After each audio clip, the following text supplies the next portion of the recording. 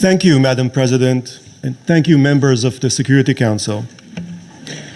It is very difficult, if not impossible, to fully convey the indignity, the outrage, and the pain of a people denied the benefit of human rights for more than 50 years. Here, in these chambers, it is hard to articulate the flesh and blood meaning of the exposed lives Palestinians endure under occupation.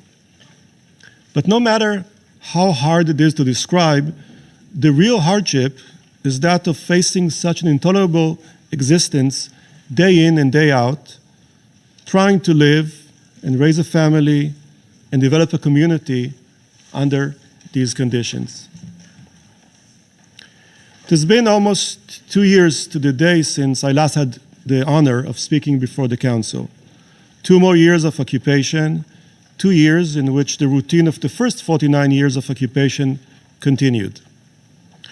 Since I last spoke here, 317 Palestinians have been killed by Israeli security forces, and 13 Israelis have been killed by Palestinians. Israel has demolished 294 Palestinian homes and has continued making arrests on a daily basis, including of minors.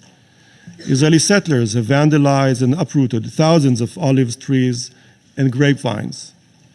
Israeli security forces have continued to regularly enter Palestinian houses, sometimes coming in the dead of night to wake children, register their names, and take their pictures. Palestinians have lost countless hours waiting at checkpoints with no explanation. And so, the routine of the occupation marches on. Now, all this is often referred to as the status quo. Yet, there is nothing static about this reality. It is a calculated and deliberate process of slowly splitting up an entire people, fragmenting their land and disrupting their lives, separating Gaza from the West Bank, breaking up the West Bank into small enclaves, and walling off East Jerusalem from the rest of the West Bank. Eventually, what remains are isolated bits, easier to oppress. A family slated for eviction in the East Jerusalem neighborhood of Silwan, a community such as Urif, south of Nablus, trying against all odds to hold on to its land and farm it in the face of Israel's long arm of unchecked settler violence.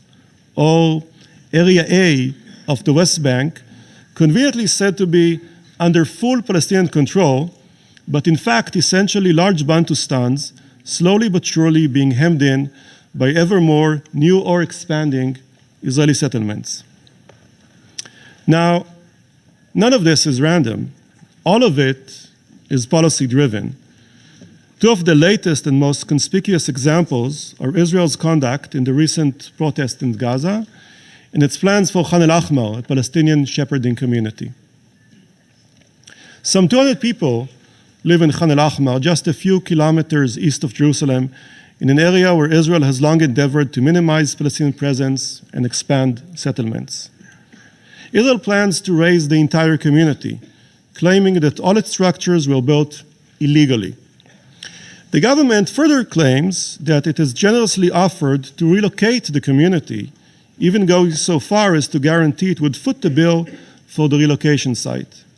Israel also contends that its actions are legitimate. The High Court had given its seal of approval, had it not? But these claims are nothing short of distortions carefully constructed by eager attorneys building on the unsound and unjust foundations of hollow legal formalisms. For one thing, there's no argument that the homes were built without permission from the Israeli authorities. But this is the case not because Palestinians are inherently lawbreakers, as some in Israel suggest. Rather, it is because they have no other alternative. It is almost impossible for Palestinians to obtain building permits from the Israeli authorities because the Israeli established planning regime in the West Bank is meant, by design, to serve settlers and dispossess Palestinians. Secondly, the government failed to mention that the 2 relocation sites it so generously offered leave something to be desired. One is beside a garbage dump, and the other next to a wastewater treatment facility. Moreover, relocation would completely undermine the community's ability to make a living. Finally, in its ruling, the High Court completely ignored the reality of the planning regime in the West Bank.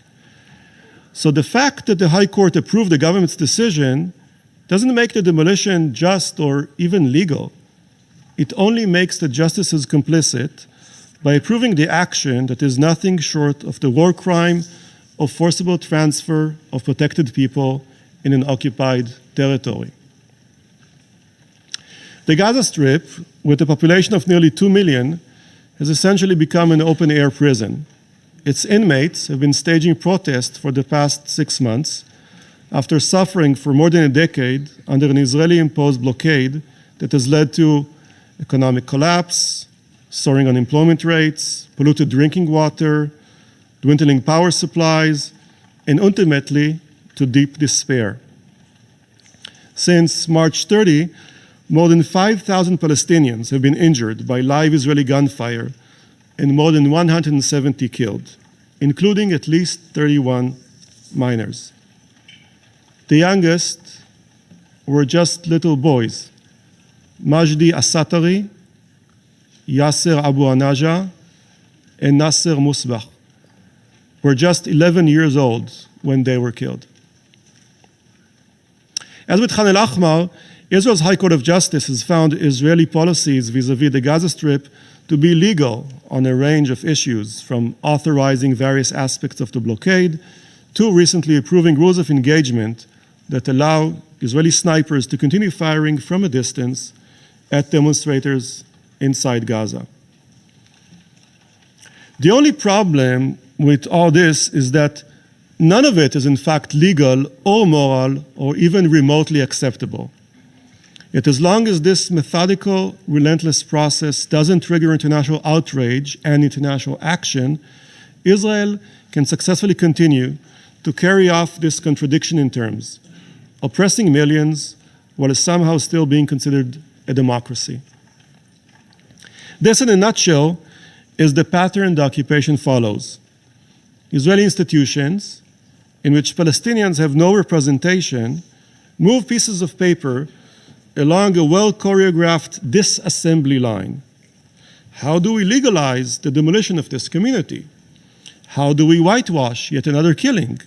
How do we take over this plot of Palestinian land? With more than 50 years of experience, we have had plenty of time to perfect this well-oiled farce. We are now quite expert at constructing this facade of legality, which has been very successful at allowing us not to have to deal with any real international consequences. None of these actions has anything to do with security, as Israel tries to argue. They do, however, affect the amorphous construct called the Middle East peace process. If one looks beyond the blinders of this process, it is clear to see how its supposedly yet to be negotiated outcome is in reality being dictated day in and day out by unilateral Israeli actions. Members of the Security Council, the only thing being processed here is Palestine. Consider these historical analogies. Voter suppression was a cornerstone of the American South under Jim Crow laws. But we have gone and done one better, delivering no less than voter obliteration. As the occupied Palestinians remain non-citizens, not only can they not vote, but they have absolutely no representation in the Israeli institutions that govern their lives. I'll take a look at the discriminatory planning mechanisms and the separate legal systems in the occupied territories. They are reminiscent of South Africa's grand apartheid. Granted, neither analogy is a perfect fit, but history doesn't offer us precision. Rather, it offers us a moral compass. And that compass points towards rejecting Israel's oppression of Palestinians with the same unwavering conviction with which humanity's conscience rejected these other grand injustices. Israel, however, appears to be following a different compass. And while at it, is also busy removing any obstacles that might keep it from its objective.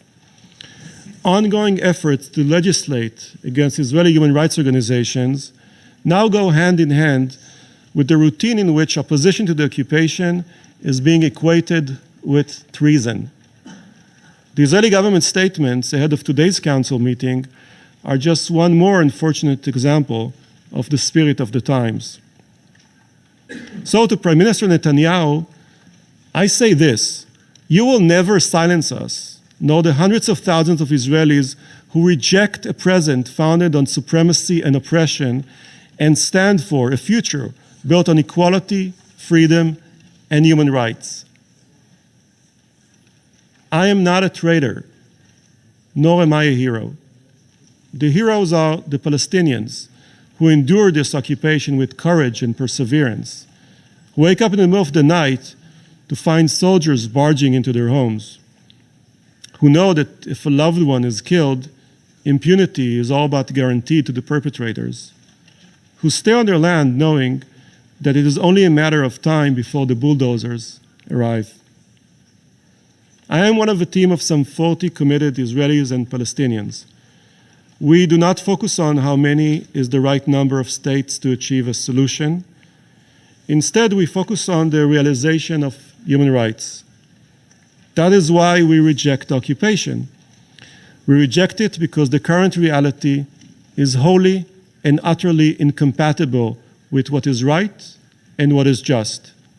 It is a reality wholly and utterly incompatible with a life of freedom and dignity for all 13 million people, both Israelis and Palestinian, living between the Jordan River and the Mediterranean Sea.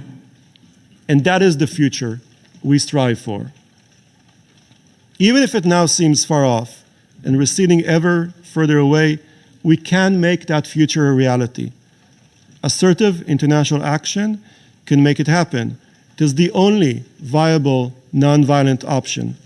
The world must let Israel know that it will no longer stand idly by, that it will take action against the continued dismantling of the Palestinian people. The rules-based international order will not defend itself, and the successful fragmentation of Palestine is detrimental to both Palestinians and Israelis, as well as to international law and the values enshrined in it. It is the role of the UN Security Council, your delegations seated in this chamber, to oversee precisely that. The stakes are high. The Security Council must take action. In fact, it has already decided to do so, even if in a very limited fashion. However, it is a matter of record that the Secretary General has so far had little to report to the Council on the implementation of Article 5 of Resolution 2334. Now, before closing, I'd like to take us all back to Khan el-Ahmar. The need for action there is acute and urgent. As Israel tests the international community's resolve to see how far and how fast it can proceed, what might happen any day now in Khan el-Ahmar will determine the fate of Palestinian communities all over the West Bank. So far, Israeli preparations to demolish Khan el-Ahmar continue unabated. High-level international statements have had no impact. Not even the united voice, as expressed on September 20, of the 5 current European members of this Council, joined by former member Italy and future members Belgium and Germany. You have my sincerest thanks and deep appreciation for these statements. Without your efforts, I doubt if Khan el-Ahmar would still be standing today. Yet Israel has already answered your call by continuing with preparations for the demolition. Just a few days ago, the Minister of Defense described actions that are nothing short of forcible transfer as moving a small group of people within a several kilometer radius. He called on you to stop your flagrant interference in Israel's plans, as if the forcible transfer of Khan el-Ahmar, a strategic step in Israel's dismantling project, is somehow an internal domestic matter. Members of the Security Council, you have spoken and you have gotten Israel's answer. Action must now follow. Thank you very much.